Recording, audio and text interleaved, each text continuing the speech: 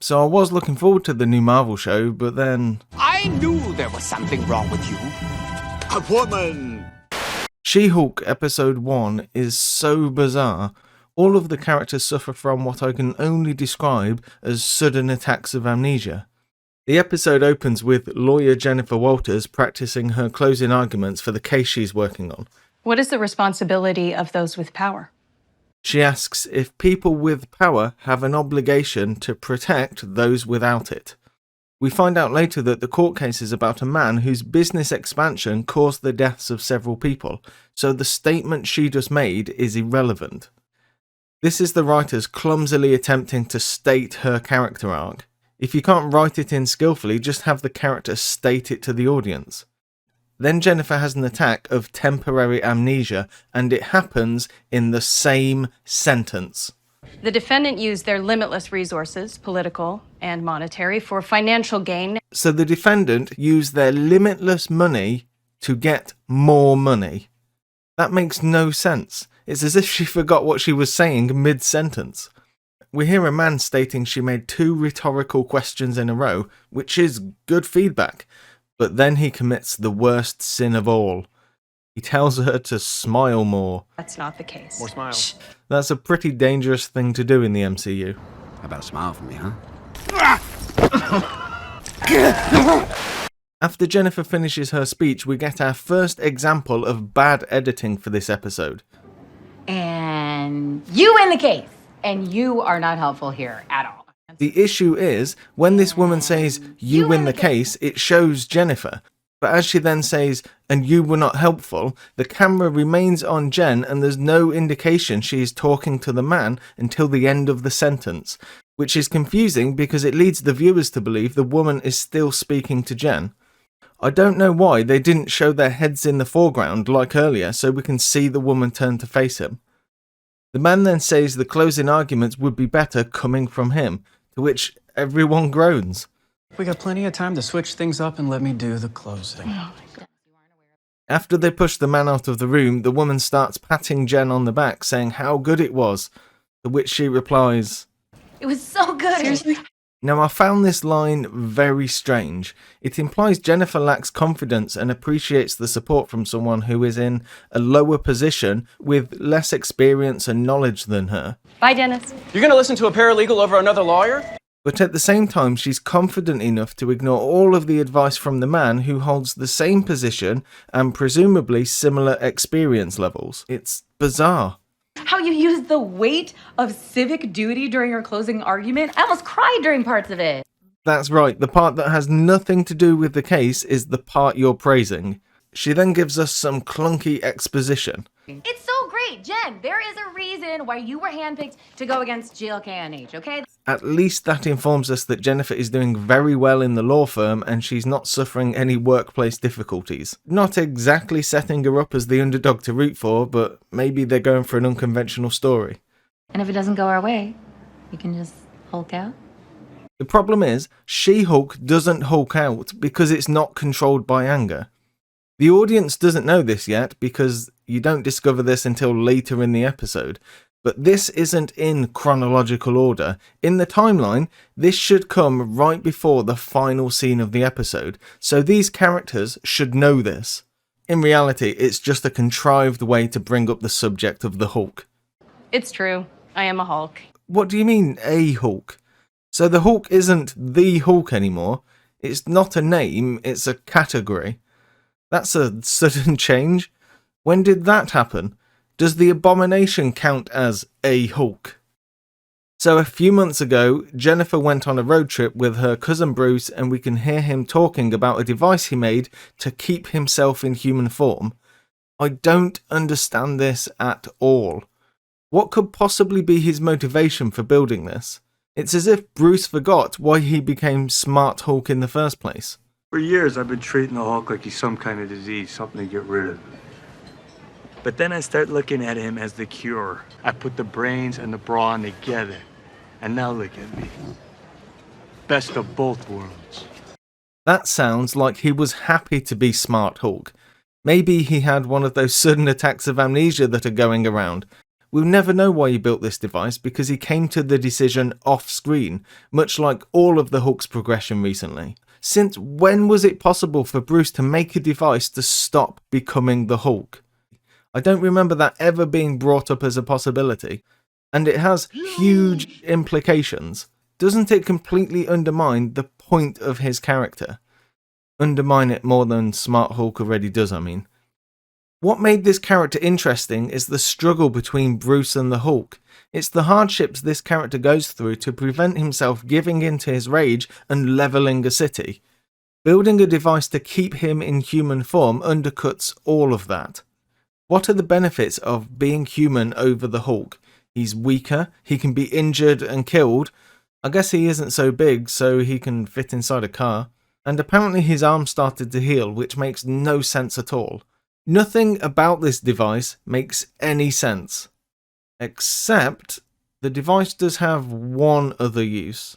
If you put another word in front of the device, well, I suppose things will become clear soon enough. There's a lot of tell not show in this opening car ride. Despite Bruce explaining what he's been up to, we don't get to see any of it. Cheetos and chopsticks? Yes, so you don't get Cheetos fingers. It's really smart. Actually, it's really dumb. And how about this for some bad editing? Arm goes up, arm goes down. Arm goes up, arm goes down. Arm goes up, arm goes down. Jennifer then starts explaining her theory about Captain America being a virgin. All you're doing is repeating everything that I've already told you about my friend and colleague. Why have this line here? Well, why have any of these lines? But why have this line specifically? If these characters have already talked about this, why are they doing it again? It's weird that she cares so much to have this conversation multiple times. And because she's arguing about it and not looking at the road, she doesn't see the spaceship fly down in front of her, and she drives the car off a cliff. I mean, she could have driven it to the left and up the bank, or came to a complete stop since the spaceship was some distance away. She probably could have even driven under it, but she chose to drive it off a cliff. It was so good. Seriously? Not exactly doing female drivers any favours there, Marvel. Jennifer doesn't bother to ask if Bruce is okay, she just crawls out of the car. I love the way they add a loud cutting sound effect when she clearly doesn't cut her arm.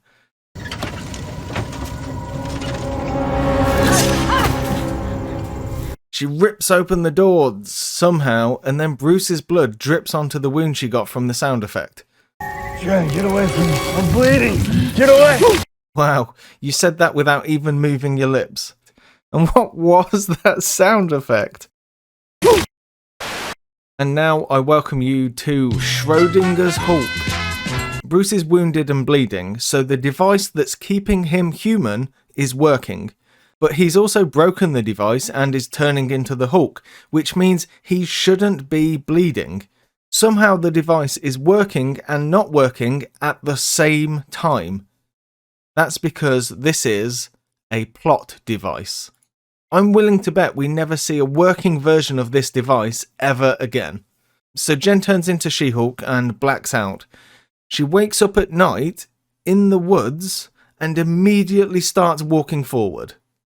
She doesn't look around to get her bearings or to see if Bruce or the car are close by.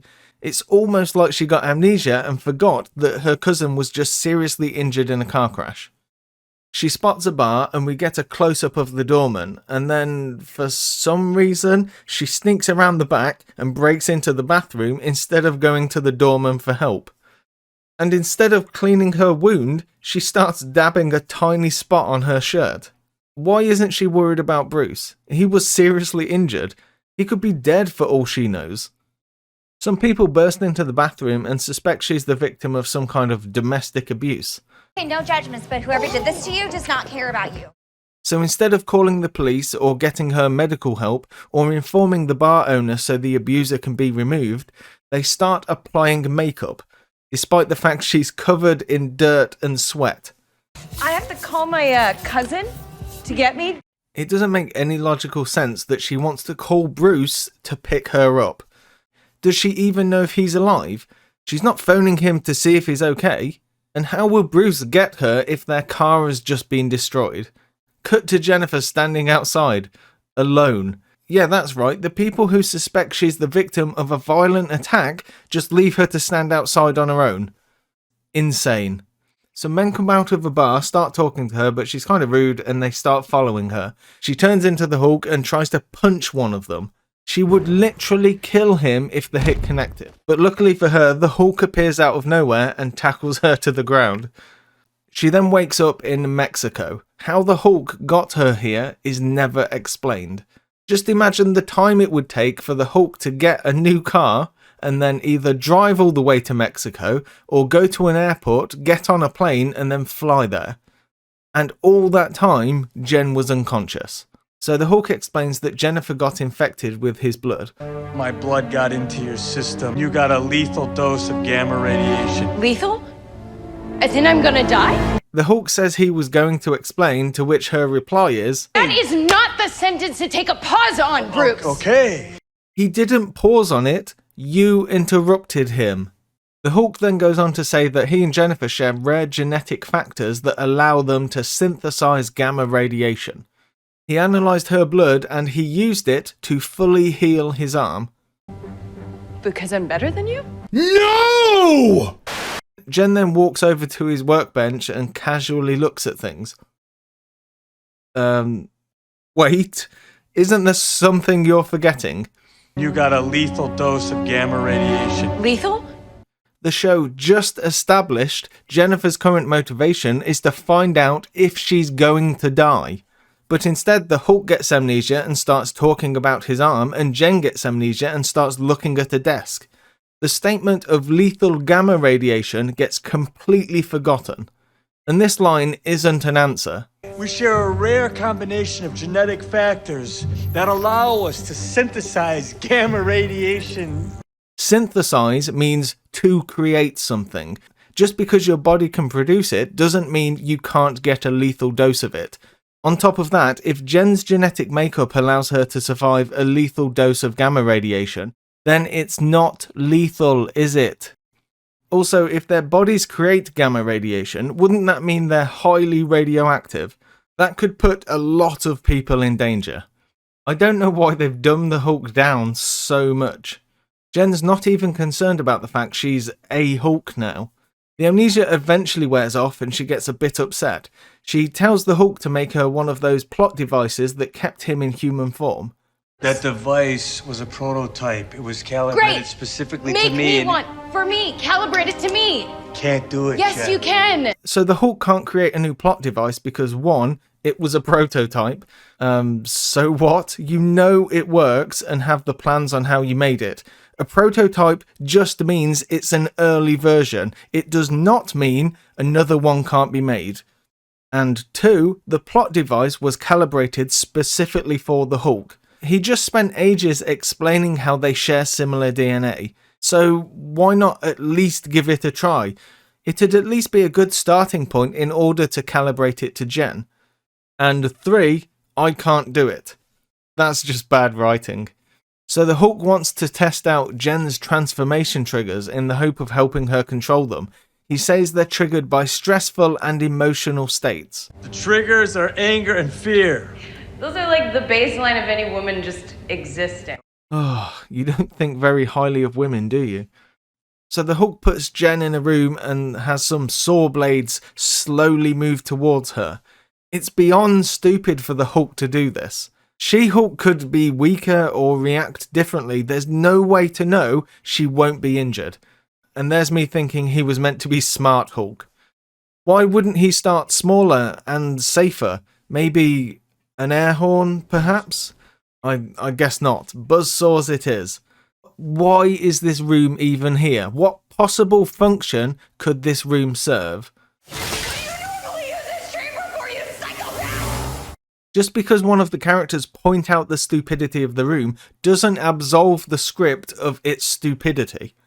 The Hulk is so out of character in this scene. He's enthusiastic about this test instead of taking it seriously, and when she smashes the saw blades, he's happy, despite him thinking she just turned into a rage monster and is about to destroy the entire lab. As it turns out, Jen is fully in control while in her She-Hulk form. which is why I find it so weird she does this scream.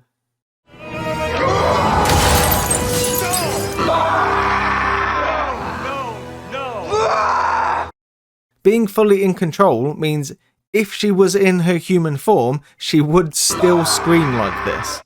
That's just odd. And instead of being happy for his cousin, the Hulk is jealous. This is huge, Jen. I think I'm jealous. Is that what I'm feeling? But having the Hulk say, Bruh! just demonstrates this isn't the same character from the previous movies.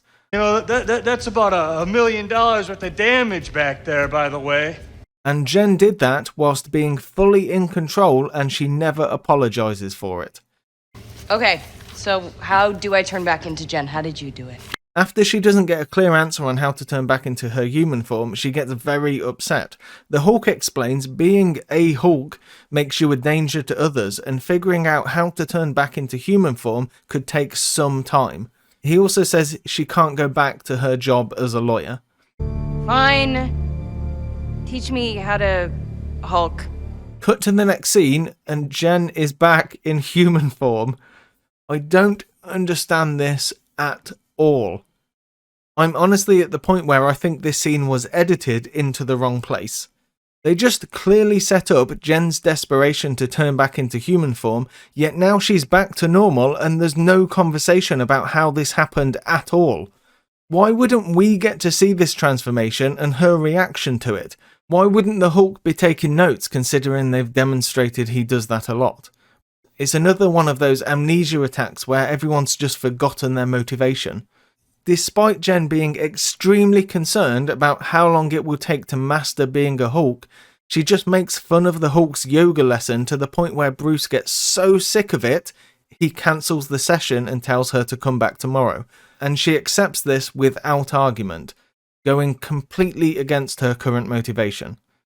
While Jennifer is sleeping, the Hulk blasts her with an air horn and she turns into She-Hulk and breaks the bed. You do revert back to Gen form when you sleep. What? She was in Gen form before she went to sleep. I think the Hulk's got amnesia too. Unless she was in human form during the yoga lesson, then changed into She-Hulk and got into bed. But if she got into bed as She-Hulk, it would have broken. Oh, none of this makes any sense. Then we go to boulder throwing. How this helps with controlling her transformations and emotions, I have no idea. Jen throws the rock further than the Hulk and celebrates, but then the Hulk gets jealous and throws a rock into the sky, which is incredibly dangerous. I hope that doesn't come down somewhere and decimate a small village. You'd think someone preaching emotional control and keeping people safe wouldn't do such a thing, but what can I say at this point? Jennifer then sarcastically claps. Just trying to show you how it's done. I'm shown. Yeah. A second ago she was celebrating she threw the rock further than the Hulk, but when she loses she gets bitter about it and performs a sarcastic clap, proving her the true victor for not losing her cool and maintaining the moral high ground. Not exactly endearing me to her character. Shouldn't she be saying Hulk, like Hulk smash? What have men got to do with this? Is this a joke, or? After a few more training segments where Jen comes out on top. So I'm clearly nailing it at all of these things. When am I ever going to use this as a lawyer?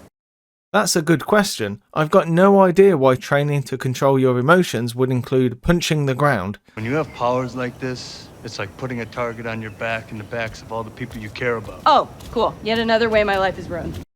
I've noticed this character complains a lot. It'd be nice if she took responsibility for her actions. It was her fault she crashed the car because she was too busy talking about Captain America. And then she dragged Bruce on top of her for some reason. Alright, all I've been doing is showing you the downsides of being a Hulk. No you haven't. Super strength, the ability to jump high, knocking over trees by punching the ground, suddenly being able to do super flexible yoga stuff, to not get injured by saw blades or being pushed off a cliff. It must be that amnesia again if he thinks he's been showing her downsides. The Hulk then says their bodies metabolize alcohol at an incredibly fast rate, which means they can drink without getting drunk. All buzz, no buzz. If you can't get drunk, you don't get the buzz. Your body would metabolize the alcohol too fast. The whole thing is the opposite of what he said. Yet somehow Jen still gets a hangover, which shouldn't happen either. Okay, so I'd like to take this time to ask you, what do you think the story is? What are the stakes? Jen's motivation has been established to be that she wants to get back to her job as a lawyer. But we already know Jen goes back to her job because that's what the show opened with. Apart from the opening scene, this entire episode so far is a flashback. She's also shown no signs that she's struggling to control her Hulk self. So what's at risk if she fails? What can she even fail at considering what we've seen of her so far? And we already know she goes back to her job.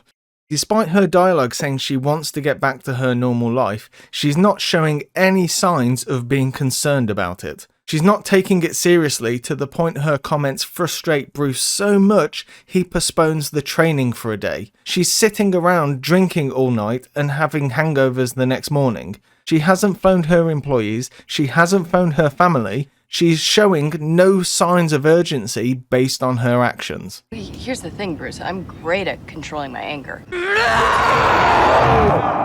Said She-Hulk calmly.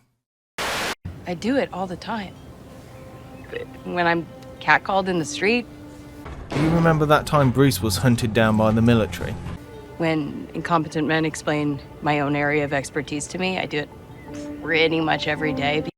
Do you remember that time Bruce tried to kill himself? I got low. I didn't see an end, so I put a bullet in my mouth and the other guy spit it out. Because if I don't, I will get called emotional or difficult. That is not the sentence to take a pause on, Bruce. Or might just literally get murdered.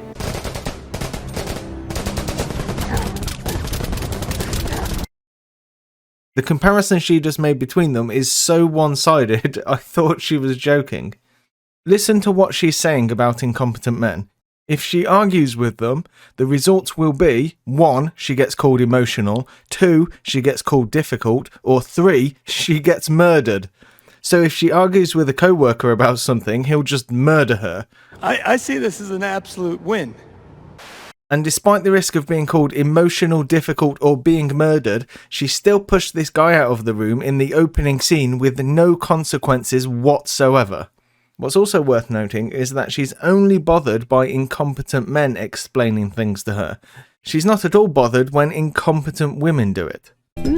Suspicious. It's odd that she's complaining about incompetent men explaining her area of expertise to her while doing the exact same thing to Bruce. But she continues.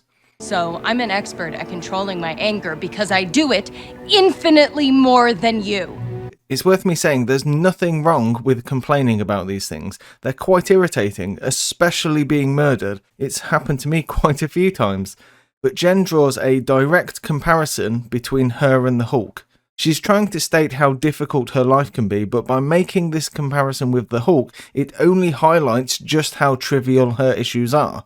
I don't think you could pick another character from the MCU who's suffered more than Bruce has. And on top of that, what she said is also not true. The show has demonstrated time and again that she is incredibly poor at controlling her anger.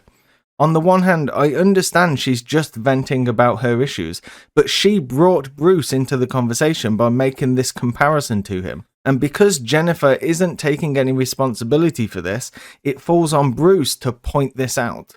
But for some reason, he doesn't say a word. It absolutely baffles me that he never brings up they have 2 real-world examples of Jen transforming into She-Hulk, and in both instances, it was a terrible failure. The first time, she blacked out instantly and left a wounded man at a car crash, which is actually illegal, by the way, but she wouldn't know that because she's not a lawyer. Oh, wait. She then woke up, 6, 8, maybe even 12 hours later. She has no idea what she did. She could have killed hundreds of people or destroyed a small town, but neither She-Hulk or Bruce bother to investigate this to see what damage she could have caused. The second example is when she's followed by these men from the bar. For some reason, she's instantly afraid of them and moves to conceal herself the moment they walk out the door. Obviously, it's fine if she's worried for her safety, but these guys haven't given her any reason to be fearful. It's like the directors trying to set them up as bad guys before they've even done anything. Then this guy says, "Hey, what's up?" She's immediately standoffish and rude, which is fine if she doesn't want to engage with them, but since these guys are caricatures and not real people, they don't take the hint. They then get a bit creepy and Jen walks off. Why she decided to walk away from the public area alone instead of going back inside is anyone's guess. The thing is, the men weren't aggressive enough to warrant this response. You don't get to hit people just because they annoy you. And as a lawyer, she should know this more than most. I think it's a failure on the show and direction that this scene is so tame. If these men were more aggressive, if they'd grabbed her arm and said, "Don't walk away from me," her reaction would be justified. But as it stands, it's a massive overreaction on her part to the point where people would have died if Bruce hadn't intervened. In these real-world examples, She-Hulk has failed to control herself and directly put people in danger. But perhaps she can control herself now, although a simple air horn is enough to cause her to turn into She-Hulk, and in the very next scene we'll get yet another example of how she can't control her anger in the slightest. At the very least, you'd expect them to do some more testing to find out her limits. This was Bruce's chance to explain the seriousness of the situation, to make her understand how her workplace issues are nothing when compared to the extreme stresses she'll be placed under when the world finds out she's She-Hulk. But instead, he remains silent, and since Jen has had a few recent successes with her abilities, she's throwing caution to the winds. She wants to get back to her normal life, and she doesn't care who she puts in danger to do it. As it turns out, Jennifer can change into She-Hulk and back again whenever she chooses. You guys have outgrown your binder, cuz. Why we weren't shown her progressing at this, I have no idea. Why didn't we get to see her struggling to change forms? That way we can get to see her progress, and dare I say it, we'd have something to root for. It's the only thing she's achieved here, and it was all done off screen. Everything else she was instantly good at. The Hulk follows her and insists she's a superhero now. Listen, I know you didn't ask for this, but whether you like it or not, you're now a superhero. Why is he insisting She-Hulk is a superhero? Has she done anything heroic? No! The writing is so childish. You've got superpowers now, that means you're a superhero. That's not how this works. She tried to assault 3 men who were following her, which means she's leaning more in the direction of a villain than a hero. Why isn't Bruce using her lawyer background as leverage to convince her to use her powers to help people? The idea of being a superhero is not appealing to me. Yes, we know. You're too selfish to put others before yourself. I don't need to join some secret government contractor squad and have my entire life taken away from me. Perhaps I simply can't remember, but what secret government contractor squad did Bruce join? She can't be talking about the Avengers because they were a private organisation, and he was never part of S.H.I.E.L.D., but the Hulk responds by saying, My life wasn't taken away. I kind of like this line. It's not perfect, but it indicates that his life wasn't taken away by force. Bruce chose to make the sacrifices to help others, and he suffered greatly for it. It's the most noble of endeavours. That's why the audience love him, not because he's flawless, not because he's powerful, but because he's sacrificed and struggled and how far he's come. He started at the very bottom, nothing more than the most destructive of monsters. He looked for every way out possible. He even tried to kill himself so he couldn't hurt more people. But after that failed, he continued to work at it, continued to improve until he arrived at the Hulk you see before you. The same person who has saved the world multiple times and brought half the universe back to life. That's one hell of an accomplishment. To which Jem replies, Oh, so you didn't wind up alone? Hiding away on some remote beach with no friends, no relationships, never seeing your family, and definitely not dealing with a decade's worth of trauma? But he's not hiding on an island. He's only here because this is where he brought She-Hulk after her outburst.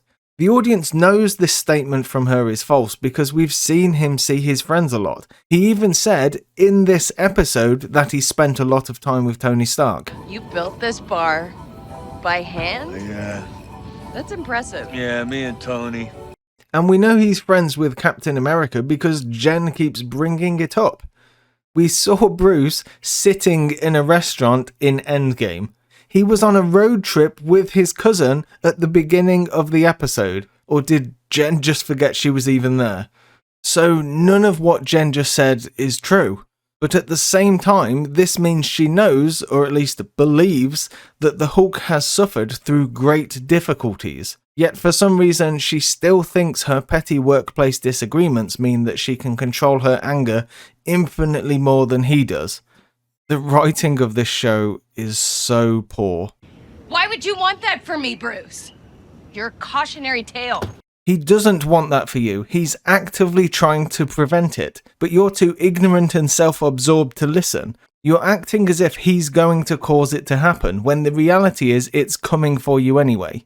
He's trying to save people's lives as well as your own. If you get angry, you could kill people. You already tried to hit this guy outside the bar. If Bruce hadn't stopped you, he'd be dead. You'd be in jail, and the show would be over. Hooray! After a little back and forth, the Hulk stands in front of the car and refuses to let her leave. So Jen just drives the car into him. Do you remember when the Hulk hit a flying robot serpent and barely moved?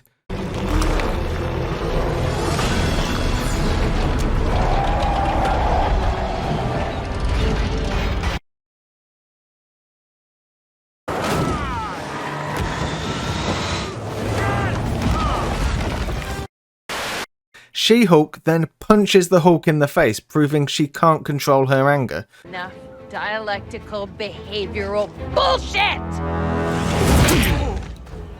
I can't emphasize how insane it is that she just walks up and punches him. After a little tussle, the Hulk claps his hands together and sends her flying. She-Hulk then attempts the clap and fails. She then tries again in the exact same way and it works for some reason. She then claps repeatedly, hurting the Hulk so much he falls to his knees. He's clearly in pain, but she continues.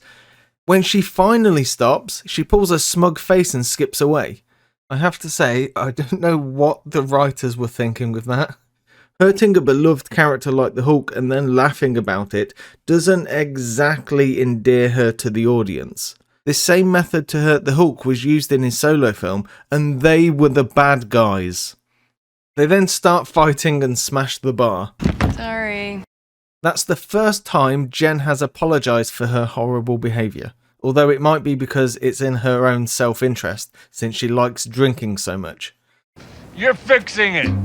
So they're fixing the bar. Well, it looks like She-Hulk is hanging from it rather than holding it up, but that might just be the bad CGI. So if you want to go back to your life as a lawyer, I respect that.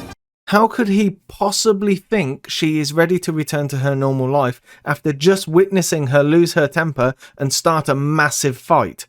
The Hulk must have taken one too many hits to the head. He obviously can't remember what just happened. After Jennifer's repeated statements about needing to leave, there's a severe lack of urgency in this scene.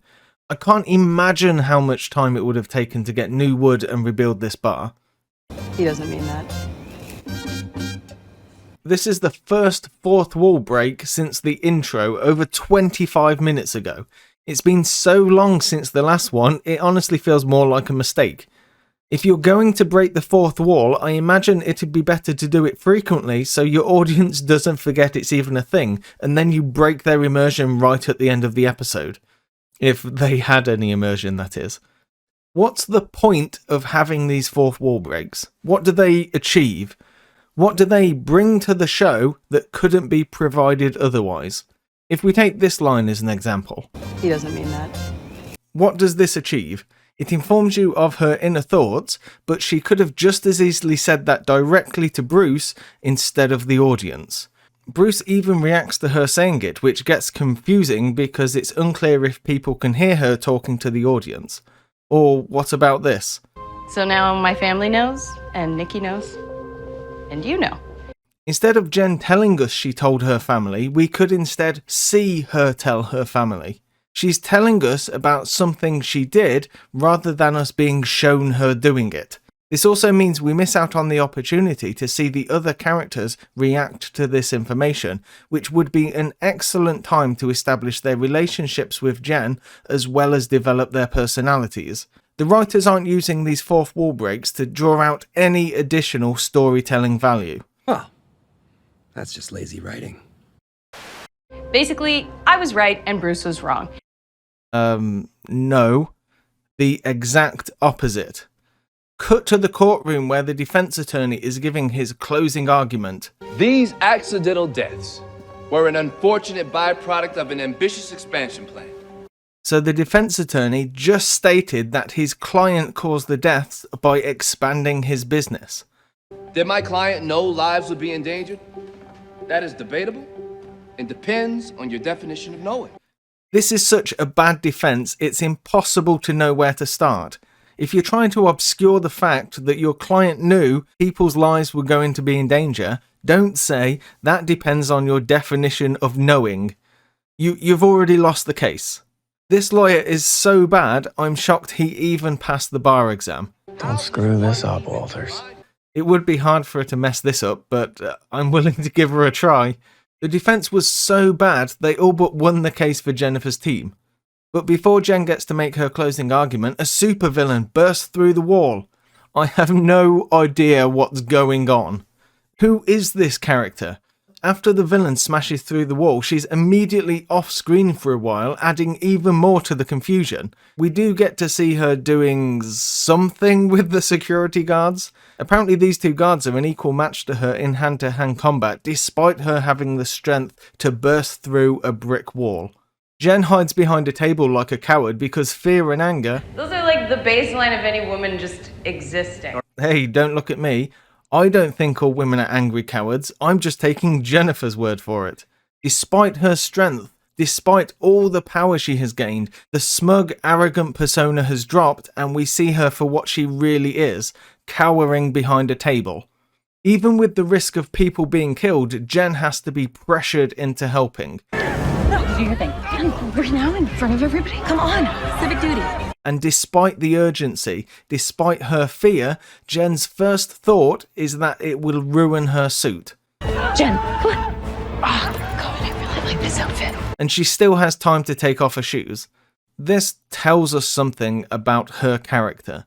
She is more concerned with transforming in front of everyone, more concerned about her suit and shoes than actually saving lives. She is so reluctant to save these people that she has to be pressured into it by her friend. In fact, it takes over twice the amount of time to force Jen to do something than it does to actually defeat the villain. The fight lasts all of 9 seconds. Another issue is that we don't know who this villain is. She's not even been so much as hinted at for the entire episode. We don't know what her powers are, or more importantly, we don't know what her motivation is, so we don't know how to stop her. If we don't know what she's trying to achieve, from a writer's perspective, they can't come up with something smart and creative in order to stop her. And obviously they don't. This entire fight is a mess, and it only lasts 9 seconds. Here, I'll even draw you a map. So the judge is here and the jury over here. So the villain is here and says, Who the hell are you? Whilst Jen is here. Jennifer Walters, attorney at law. Jen was looking straight forward as she said that. Her eyes didn't move at all. Yet it cuts to the villain who has teleported right next to her and she's in the middle of throwing a table. She should be standing right next to Jennifer, but somehow Jen is now over here. She catches the table with both hands, then it cuts to a different angle and she's mid-throw with a single hand. The villain is completely under the table. We get a zoom in on Jen standing there doing nothing, and when we turn back to the villain, she's flying through the air. That is not how you perform a flying kick. Jen then teleports to the middle of the courtroom and punches the villain. It's as if they broke the fourth wall again by having the editor have sudden amnesia too. I'm ready to give my closing argument now. I understand the writers are trying to make Jen look unfazed by this incident, trying to make her look cool, calm and collected. It's her version of the slowly walking away from the explosion shot. The thing is, it just makes her look incompetent, and also shows that she's suffering from amnesia again because she was too terrified to move only 10 seconds ago. It doesn't take a genius to figure out the court case is not going to continue while there's a massive hole in the wall and debris everywhere. There is no chance that this case won't be moved to a mistrial. And that's the end of the episode. There it is. Oh, there it is. There it is. We do get an after credit scene where Jen is crying about Captain America. Did you see that ass? Like, that ass did not deserve to die a virgin. So she's objectifying Captain America here, despite her complaining about objectification earlier. That's what's commonly known as a hypocrite. Bruce then says Captain America isn't a virgin. Why this is even a topic of conversation, I have no idea. I knew it. You're not drunk? Of course she's not drunk. You even said she can't get drunk. Obviously he's got another case of sudden amnesia because he forgot he said this. That we can drink so much and not get drunk. So why would Bruce think she's drunk? The only explanation I can think of is that she can still get drunk in human form, but there's no mention of that at all in the entire episode. And even if that is true, Bruce should know this, so either way it makes him look stupid. This episode is so bizarre. What was the story? Jen gets superpowers and then uses them in the courtroom. That's all that happened. The only challenge she faced was learning how to transform between herself and She-Hulk, and that was achieved off-screen. The rest of the episode is a glorified training montage, and that should have been covered in a couple of minutes. What are we supposed to be rooting for with She-Hulk? What does she want, and why are the audience hoping she achieves it? She wants to go back to her normal life, but we already know she gets that from the start of the episode. And for some reason, the writers decided to make the Hulk the antagonist. The Hulk is the one constantly going against Jennifer's motivations, rather than her taking this situation seriously and trying to improve her control. Because she's good at everything, the audience has nothing to root for. I also wonder why the writers opted to have most of the episode as a flashback rather than telling the story in chronological order. By having it set as a flashback, it undercuts any tension the episode would naturally create. We already know she makes it back. We already know her job accepts her return despite her extended absence. If the episode was told chronologically, we wouldn't know she gets back to her normal life. Therefore, it would create a sense of rising suspense and a strong incentive for her to master her Hulk abilities. It'd also give the audience something to root for. We'd want her to gain control of her abilities, and to do it quickly, otherwise her job would fire her for not coming in for months. I've heard a lot of people describe She-Hulk as a Mary Sue, but I'm not sure I agree. If you take Rey, for example, she's perfect with no character flaws. Her biggest character flaw is that she's too good, she's too kind. And just like Rey, She-Hulk is instantly proficient at the abilities she gains, without the need to train and hone her skills, easily outdoing those with decades of experience. Everyone constantly praises Jen and can't stop patting her on the back, unless they're an evil man. However, Jennifer has a lot of character flaws. She's smug, narcissistic, arrogant, condescending, infantile, sexist towards men. She avoids interacting with men at every opportunity she gets, to the point that she is more concerned about her outfit than the safety of the security guards. I honestly think the reason she doesn't go into the bar for help is that there's a man on the front door, and she thinks all women are angry cowards. She fails to take responsibility for her actions. She never apologizes for causing millions of dollars of damage to someone else's property. She's angry, emotional, assaults people, and starts fights for no reason. The interesting thing is, I don't think the show is aware of this. None of the characters hold her responsible for her horrible behaviour. Not once does the Hulk bring up the fact that she almost killed some people just for irritating her. She has all these character flaws, but no one responds in a way that indicates they're aware she's doing it. It's as if the writers think she's this wonderful character and are completely blind to the fact they've created her to be so fundamentally unlikable and flawed. Because I'm better than you? It's just basically different. In a better way.